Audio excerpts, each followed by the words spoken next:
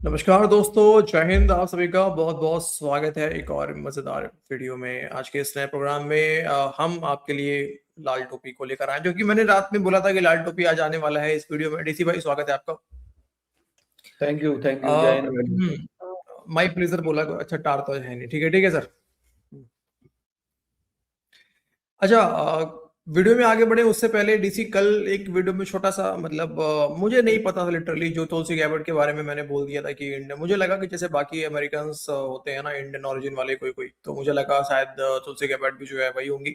लेकिन कुछ दोस्तों ने मुझे करेक्ट किया कमेंट करके, और उन्होंने बताया कि गौरव भाई ऐसा है कि उनके पेरेंट्स भी दोनों के दोनों हिंदू नहीं है। तुलसी गैबर्ट ने खुद ही जो है उन्होंने हिंदुइज्म को अपनाया हुआ है। तो मैंने भी सर्च किया, मैंने बोला हाँ यार, बात तो बिल्कुल सही है। तो थैंक यू गाइस जिन्होंने भी कमेंट किया और करेक्ट किया, और यही अच्छा लगता है मुझे अपने इस यूट्यूब फैमिली के बारे में। हम रोस्ट भी करते हैं, लेकिन जहाँ गलतियां होती हैं वहाँ भाई लोग हमें करेक्ट भी करते हैं। चलो, तो ये हो गया, अब आगे बढ़ते हैं। लेकिन इसी अभी भी धुरंधर वाला यार, मैं तो रात में सोया भी था सर, तो मैं भी आ रही चिल्ला रहा था सपने में सर, मैं पता नहीं क्या हो गया था। हाँ बाय द वे, वैसे 300 करोड़ लगभग पहुंच गया ना। 300 करोड़ भाई, बड़ा तगड़ा भाग रहा है यार। बिल्कुल बिल्कुल। और अभी तो आज सैटरडे है, कल मतलब वीकेंड आ गया, तो अभी तो मुझे लगता है कि ये 2 दिन में 500 करोड़ निकल जाएगा ये। तगड़ा, बढ़िया। मैं तो भैया बार बार सपने में बॉर्डर क्रॉस कर रहा था। कोशिश पूरी थी पर पता नहीं पहुंच ही नहीं पा रहा था पाकिस्तान में यार, पता नहीं क्यों। बॉर्डर क्रॉस कर देना होता है ना, कभी कभी आपने देखा होगा, सपना देख रहे हैं, कोशिश पूरी हो रही है बॉर्डर क्रॉस करने की पर हो नहीं पा रहा है, पता नहीं क्यों नहीं हो पा नहीं, रहा है। लेकिन दोस्तों ये वाला मूवी देख के आप भी हमारी तरह, मुझे आपको मजाक लग रहा होगा कि यार क्या गौरव भाई सुबह सुबह मजाक कर रहे हो, लेकिन सही बात है यार। आप भी मूवी देख के आप भी रात में सपने में सर आरी आरी नागा सपने में आप रात में जरूर उठ के आपने आरी आरी पक्का बोलना है भाई। चलो, मस्त मूवी है भाई, मजा आ गया। आगे बढ़ते हैं। लाल टोपी सर आया हुआ है आज बिल से बाहर, आपको पता है। और अब लगा रहा है सर कि मतलब ये आखिरी आखिरी ईद है पाकिस्तान की। चलिए, हाँ दोस्तों, नए चैनल पर जरूर सब्सक्राइब कर दीजिए। सब्सक्राइब करना है भाई, बहुत लोग हैं अभी भी जो चैनल देख रहे हैं सब्सक्राइब, मतलब पता नहीं क्यों नहीं कर रहे। सब्सक्राइब कर दीजिए। देखिए हमारा पैटर्न तो यही है भाई, लोग आप देख ही रहे हैं तो सब्सक्राइब भी कर दीजिए दोस्तों। और चलो, वीडियो को लाइक करें, कमेंट करें, और साजिश शुरू की जाए। ए उम्मत, ए उलमा, ए हुक्मरान, ए दानिश्वर, ए व्लॉगर्स, ए ब्लॉगर्स, ए इन्फ्लुएंसर्स, तुम वो सब जिनके पास इख्तियार और ताकत थी कि तुम हमारी मदद करो, लेकिन तुमने हमारी मदद नहीं की। 2 साल हो गए, हमें इस बुरी तरह से कत्ल किया गया कि इंसानी तारीख में इसकी मिसाल नहीं मिलती। तुम तमाशा देखते रहे, हम तुम्हारे खिलाफ मुकदमा दायर करके जा रहे हैं। अब तो वो शहीद मुकदमा वापस भी नहीं ले सकता, क्योंकि वो अल्लाह के दरबार में पहुंच चुका है। मुकदमा तो बहुत मुस्तहकम तुम्हारे खिलाफ दर्ज हुआ है, और उसी के बाद तुम देखते हो कि वो तमाम अरब और मुसलमान ममालिक जो इस गुनाह में शामिल थे, जिन्होंने यहूदियों की, दुश्मनों की, काफरों की, मुशरिकों की मदद की फ़लस्तीन के मुसलमानों को ज़िबह करने में, अब एक एक करके उनके अपने ऊपर क़यामत ढाई जा रही है। ये तो अल्लाह का अज़ाब है, तुम्हारे ऊपर आना था। क्या तुम दुबई, तो क्या तुम बहरीन, तो क्या तुम कतर, क्या तुम सऊदी अरब, तुम सब की बारी एक एक करके आने वाली है। जिस दौलत पर तुम तकब्बुर करते थे, रातों रात अल्लाह ने उसको खंडर बनाना शुरू कर दिया है, क्योंकि ये वो दौलत थी जिसकी वजह से तुमने सैयदी रसूलुल्लाह की उम्मत को फ़रोख्त किया था, जिसकी वजह से तुम हुब्बुद दुनिया व कराहियतुल मौत में मुब्तला थे। इसमें कोई शुबा नहीं कि ईरान अपने दिफा के लिए बहुत बहादुरी से जंग कर रहा है, लेकिन इसमें भी कोई शुबा नहीं कि ईरान ने फ़लस्तीन के लिए जंग नहीं की, अपने दिफा में जंग की। फ़लस्तीन के लिए जंग करने का वक्त वो था जब गज़ा पे बमबारी हो रही थी, जब हिजबुल्लाह मौजूद थी, जब शाम में उसकी हुकूमत मौजूद थी, जब यमन के हूसी मौजूद थे और ईरान की पूरी ताकत अपनी जगह पे थी। आज हम देख रहे हैं कि ईरान की क्या ताकत थी। ये ताकत तुमने छुपा कर किस लिए रखी थी? जब गज़ा के मुसलमान ज़िबा हो रहे थे तो जंग तो तुम्हें आखिर में करनी ही पड़ी ना। तुम्हारी अपनी क़यादत भी कत्ल हुई, जिनको तुम अल्लाह के रसूल के बाद खलीफा का दर्जा देते थे, उनको यहूदियों ने पहले दिन ही कत्ल कर दिया। तुम्हारी ज़िल्लत और रुसवाई भी खूब हुई। अब तुम बेशक अपनी आखिरी जंग बेदरेग लड़ रहे हो, यहूदियों को नुकसान पहुंचा रहे हो। काश ये तुम उस वक्त करते जब गज़ा ज़िबा हो रहा था। तो तुमने गज़ा के लिए नहीं जंग की, अपनी ईरानी असबियत के लिए जंग की, ठीक है, अपनी कौमियत के लिए जंग की। बहुत से लोग खफा होंगे मुझसे इस बात को कहने पे, लेकिन ये हकीकत है। और हमने उस वक्त कहा था ये वक्त है आगे बढ़कर यहूदियों पर हमला करो, वरना एक एक करके ये तुम सबको ख़त्म कर देंगे। इतनी बड़ी ताकत तुमने 30 साल में बनाई थी, लेबनान से लेकर ईरान तक, यमन से लेकर इराक और सीरिया और शाम तक। उस ताकत को तुमने उस वक्त इस्तेमाल न किया जब गज़ा के मुसलमान ज़िबा हो रहे थे। फिर एक एक करके अल्लाह ताला ने वो सब ताकतें तुमसे वापस ले ली। हिजबुल्लाह की क़यादत भी कत्ल हुई, बशार उल असद का तख्ता भी उल्टा, इराक तो वैसे ही उनके पास था और अब तुम्हारी ईरानी क़यादत भी कत्ल हो गई और अल्लाह बेहतर जानता है कि आगे तुम्हारे साथ क्या मामला होगा। जैसे हमने कहा, इस वक्त तुम बेदरेग लड़ रहे हो, तो बहादुरी से लड़ रहे हो, कोई शुबा नहीं, लेकिन अपनी कौमी असबियत के लिए लड़ रहे हो। जहां तक पाकिस्तान का ताल्लुक है, ये जंग अब तुम्हारे दरवाजे पे आ चुकी, तुम्हारा नंबर लगाया जा चुका। अमेरिका की नेशनल सिक्योरिटी एडवाइजर ने यह बात तो अपनी कांग्रेस के सामने खुलकर कही और उसका जवाब भी दिया हुकूमत पाकिस्तान ने कि पाकिस्तान के पास ऐसे एटमी मिसाइल हैं जिससे अमेरिका को खतरा हो सकता है। तुम्हारे खिलाफ ऐलान जंग कर दिया गया है। यही प्रोपेगेंडा शुरू होता है। पहले ये प्रोपेगेंडा इराक ये कब बोल दिया? अब मुझे तो, मैंने जो देखा उसमें तो मैंने जो देखा था दोस्तों, उसमें तो यही कहा था कि नहीं नहीं, हमारे पास ऐसी कोई बम नहीं है जिससे इजराइल और अमेरिका को खतरा है। हाँ, यही नहीं साहब, हमारे पास तो ऐसा कुछ नहीं है, बस ये हमने जो रखा है इंडिया के लिए रखा है, ये जरूर इन लोगों ने बोला है। यही बोला है बस, ऑफिशियल स्टेटमेंट तो यही है इनका। इसलिए कहाँ पढ़ लिया कि हमारे पास ऐसे बम है जो अमेरिका के लिए खतरा है। नहीं यार, लालटू कुछ भी। अच्छा ये देखो ना यार, मतलब देखो कैसे ईरान पे भड़का हुआ है। एक पैटर्न तुमने देखा डीसी, ये कल ही इसका आया ये, ठीक है। और कल ही जो है उधर आसिम मुन्नू जो है, उसने क्या किया कि शियाओं को बुलाया, उसके मौलवियों को, उनके मौलवियों को, ठीक है, और बुला के जो है फटकार लगा दी, बेइज्जती कर दी। तुम लोगों को ज्यादा ईरान के प्रति प्यार झलक रहा है, ऐसा करो, उठो और ईरान भाग जाओ यहाँ से। ये मतलब ये आसिम मुन्नू कह रहा है, सोचो। हाँ बिल्कुल यही बोला है सब, सेम ईरान उसी दिन सर ईरान को लेने ये पहुंच गया खोपचे में कि तुम तो अपने लिए लड़ रहे हो, तुमने तो फिलिस्तीन के लिए लड़ाई नहीं लड़ी। इसका सेम पैटर्न चल रहा होता है, जो आर्मी करवा रही होती है पाकिस्तान में, वही इसका पैटर्न होता है। उसी हिसाब से उसको जस्टिफाई करने, हाँ, ये उसको जस्टिफाई करने के लिए पहुंच जाता है, डायरेक्टली इनडायरेक्टली। अपने बारे में नहीं बताएगा कि तुमने क्या किया। अरे आर्मी का टट्टू है ना ये देखना, पेला जाएगा किसी दिन।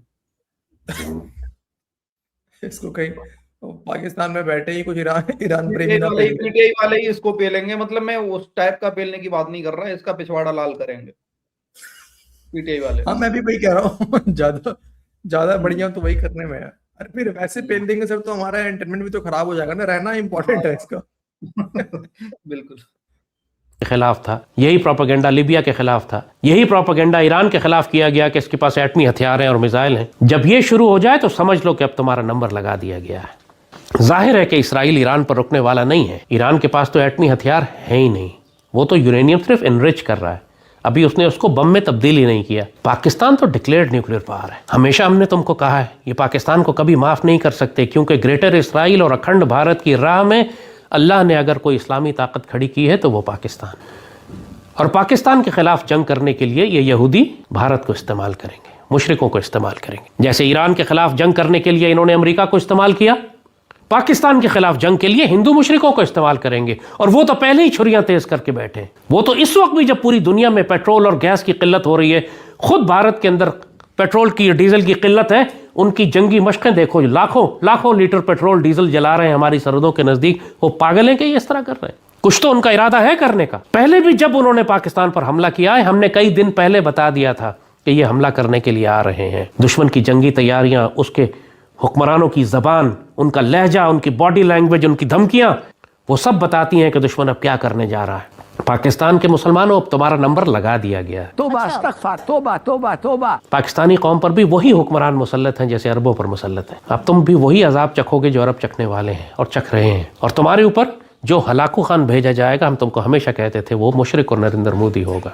अल्लाह पूरी दुनिया में जंगें कराकर तुमको दिखा रहा है कि जंगें अब किस तरह होंगी, कैसे बड़े बड़े शहर खंडर बनाए जाएंगे। तेहरान इतना खूबसूरत शहर खंडर बनाया जा रहा है। तल अवीव जो यहूदियों ने अपना मरकज बनाया था, खंडर बन गया। अमेरिका के जितने बड़े बड़े ताकतवर बेसिस थे मिडल ईस्ट में, सब खंडर बन गए। अमेरिका भी मिसाइलों और ड्रोन्स को न रोक सका। और भारत बहुत गौर से देख रहा है। ये बात हमने तुमको कितने साल पहले बताई, कितने अरसे पहले बताई थी कि आइंदा आने वाली जंग में भारत ड्रोन्स और मिसाइल्स के जरिए हमले करेगा। तबाही। यकीनी तौर पर बहुत भारी नुकसान हमारा भी होगा और दुश्मन का भी होगा। इसराइल का भी हो रहा है, ईरान का भी हो रहा है, अमेरिका का भी हो रहा है। मगर जब भारत और पाकिस्तान की जंग होगी तो हम दोनों का भी बहुत भारी नुकसान होगा।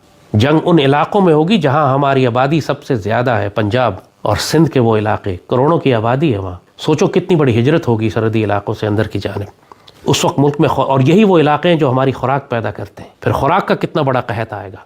ये कमबख्त सारी खुराक जो मुल्क में रखी हुई है, इसको एक्सपोर्ट करना चाहते हैं। इनकी अक्लों पे पर्दा है, अंधे गूंगे और बहरे हो चुके हैं। इनको समझाने का कोई फ़ायदा नहीं, क्योंकि ये तो अल्लाह का अजाब है जो कौम पर मुसल्लत हैं।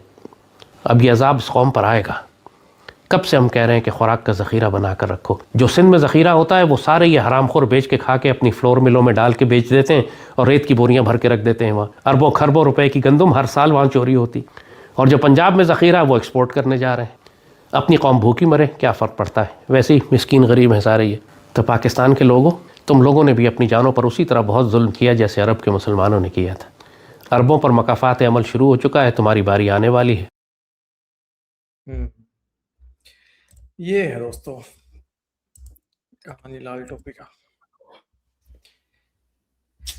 पाकिस्तान की तो मुझे क्या लगा डीसी, ये जो रेत की बोरी वाली बात करा ना इसने, मुझे क्या लगा कहीं ऐसा ना हो कि सर ये भी कहीं अनाज खरीदने गया हो, स्टॉकिंग तो कर ही रहा है ये काफी दिनों से, है जमाखोरी करने में लगा हुआ है। तो मुझे लग रहा था कहीं खरीदने ये कर रहा होगा 100% कांड। अरे यार क्या बात है, दूसरों को ज्ञान देने वाले पाकिस्तानी भाई खुद ही वही कांड कर रहे होते हैं बैठ के अंदर। सर कहीं चूना तो नहीं लग गया लाल टोपी को, गेहूं खरीदने अनाज खरीदने के नाम पे सर 10 बोरी 20 बोरी मंगाया हो, पता चला रेत की बोरी आ गई।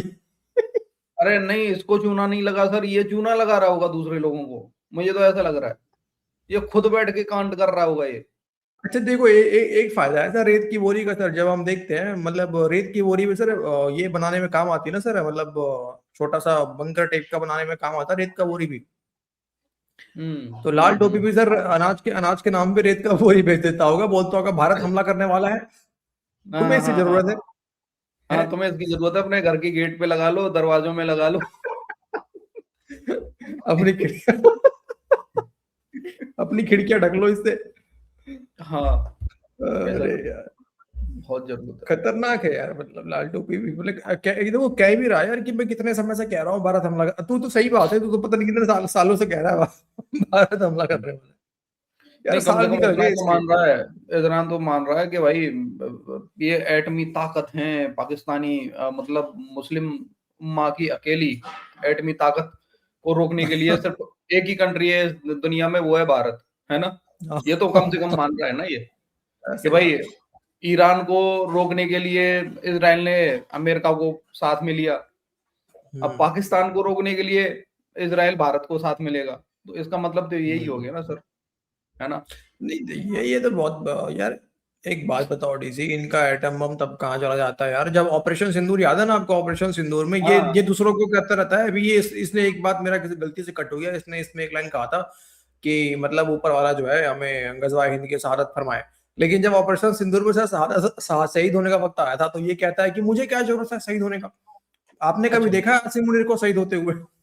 अब इसने बोला कि देखो भारत में भी शॉर्टेज है तेल वगैरह की, पेट्रोल की, सबकी, ये वो बोल रहा था, ठीक है मतलब बाहर की, फिर भी इंडिया वॉर की तैयारी कर रहा है, अपने मतलब जहाज उड़ रहे हैं, टैंकर्स, लेकिन अब पाकिस्तान के भी हुक्मरान तो कर ही रहे हैं ना गजवाए हिंद की तैयारी, आपको नहीं पता, वो भी तो हवा में उड़ रहे हैं जहाजों में। वो भी तो गजवाए हिंदी कर रहे हैं ना सर, वहां पे तैयारी कर रहे हैं। वो आप समझे नहीं सर, वो कनेक्शन थोड़ा नजदीक होना, देखो बीच में रहना चाहते हैं ताकि जल्दी नंबर पहले आए सर ऊपर मिलने का सर, ठीक है नीचे से थोड़ा समय लगेगा नीचे से मिलने में। अरे वो हवा में सस्पेंशन चेक करके मतलब जनसंख्या बढ़ाएंगे ना सर पाकिस्तानी हुक्मरान। हाँ वही बात है वो, हाँ मैं वो उसकी भी हमने बात कर सुना रहा है ना हूँ। सर। तो हवा में ही सही बात है, नीचे आबादी कम होगी तो ऊपर से आबादी बढ़नी भी तो चाहिए कहीं से। हाँ ये भी बात सही है।